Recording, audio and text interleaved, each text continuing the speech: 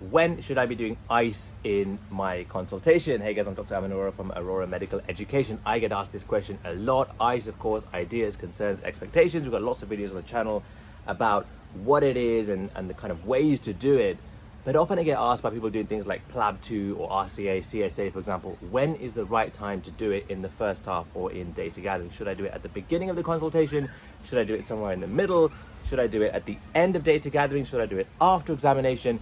This video is going to talk about number one, when I think you should do it, and number two, 3 reasons why I think you should do it like this and why I think you get the most value from it by doing it in this way. As you can see, it's super hot right now. We're in the beautiful island of Kos in Greece. It's just the evening time is just starting. It's absolutely fantastic. So this video is going to be short and sharp.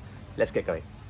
So firstly then, when should you do ice in the consultation? Now the first thing that we talk about when it comes to ice is have flexibility. It doesn't matter whether you do it at the beginning of a consult, in the middle of a consult, or towards the end of data gathering. It really doesn't matter. You need to have the flexibility to jump into ice whenever you think it's the most appropriate point. Okay, so if your brain is telling you to go in right now, if someone comes and says, "Doctor, I'm just really worried, I want to talk about a couple of things," you're already kind of getting into their mind, their worries, their concerns. So it makes sense to do it at the beginning. I tell them a bit more about your worries, tell them about your thoughts about all of that, what do you know so far. You're already into that. However, if someone comes and says, "Doctor, I'm losing weight, I'm really unwell, I just want to find out what's going on," of course, you're going to jump into that first. Okay, you're losing weight. Tell me a little bit more about what's been going on, a couple of questions that I'd like to ask you. You're more into your kind of red flags. Remember, you got your 3 bubbles: red flag, psychosocial, ice.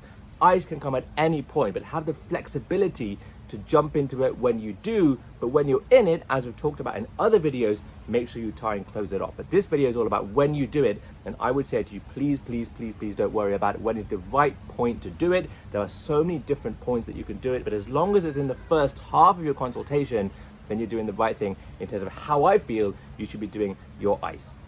So let's talk about 3 reasons why I think you should have flexibility to do it. The first one is just that it gives you a lot more flexibility than if you go in and say, right, I'm going to do it at this point in the consultation. Flexibility means 2 things. Number one, it gives your brain a little bit more free time. So when you think that it sounds about right here, you jump into it at that point. You're not thinking, well, actually, I need to do this, this, and this, and then jump into my ice. Or actually, you know what, I should be doing it early on so I can understand the patient's mind rather than later on. The flexibility that it gives you when you tell yourself, you know what, I can do it at any point in the first half of the consultation, allows you to think freer. It allows you to listen to the person more, and it allows that rapport to naturally build up. Okay, so if you have that flexibility, like with anything else in data gathering when you're doing your consultation, that flexibility of not having a rigid structure, and within that comes the ice part, will give you more consistency in terms of having a more fluid, natural rapport with that patient.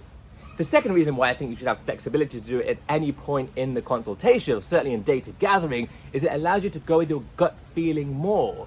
Sometimes you're having a conversation with a patient and they mention something about their worries. Now, if you're thinking that I need to do ice a little bit later, or it's not the right time to do ice now, you're ignoring your gut feeling. Your gut feeling is very powerful. It's telling you to go towards that. But because you've been told that you should do it at a certain point, or because you believe you should do it at a certain point, you ignore that gut feeling. And when you ignore that gut feeling, you're ignoring something that's been drilled into you, that you've learned over time, that is natural to you as a consultant, and you force it some way down and try and pick it up later on. So it's not going to come out naturally. You're going to feel a little bit odd by ignoring it, and that little bit of a kind of pause or a stutter when you think about the need to not follow your gut instinct is going to come across not only to the role player or the patient in front of you, but also to anybody else watching or listening to the consultation. So the second reason why you need fluidity and flexibility to jump into ice whenever you feel right is that it allows you to follow your gut feeling, and ignoring that has a huge impact on the consultation.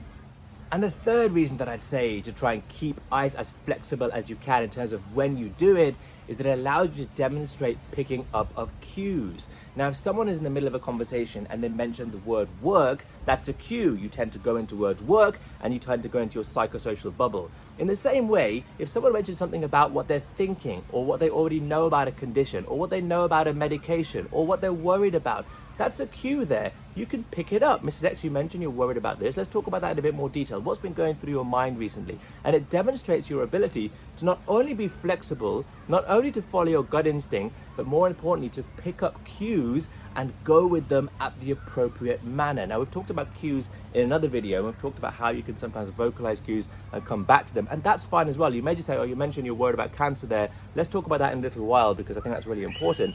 But if you're fluid with your ice, it gives you the opportunity to pick that up, demonstrate that you picked up the cue, and potentially go into something really important in terms of understanding that you can then come back later on and discuss it in the future. So the third reason why you could have that fluidity, or why it's beneficial to have that fluidity in terms of when you do ice in the first half, is that it allows you to pick up really important cues, demonstrate them there and then go into that conversation where hopefully you'll understand a lot more about that person's mind, and then bring that information back into the second half.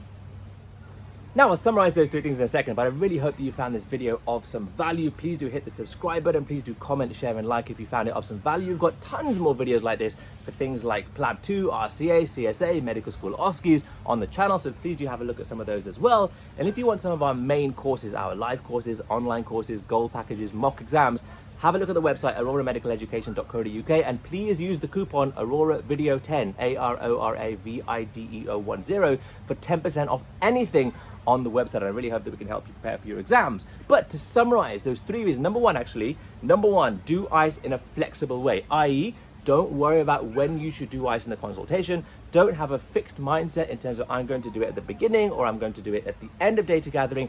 Have that fluidity in your cycle, and it gives you three benefits. Number one, it gives you the flexibility to your own brain to not worry about when I need to do it. Number two, it allows you to follow your gut instinct. When you think you should go there, you can go there. And number three, it allows you to demonstrate picking up of important cues and jump into them and take them further in that consultation. So please, please, please, when you're preparing for things like PLAB 2, RCA, CSA, and other exams that involve OSCEs and role-playing, yes, do your ice, and look at the videos elsewhere on the channel to try and find out what ice is if you're not quite sure. Yes, do your ice, but number two, do not worry about when you do it in data gathering. Just make sure it's done at some point in your data gathering. I really, really hope this video has been of some value. Like I said, we're in beautiful Kos in Greece right now. It is super hot, so I'm going to end this video very soon. Hashtag campus will pass. Hashtag I went with Arora. Have a super, super day.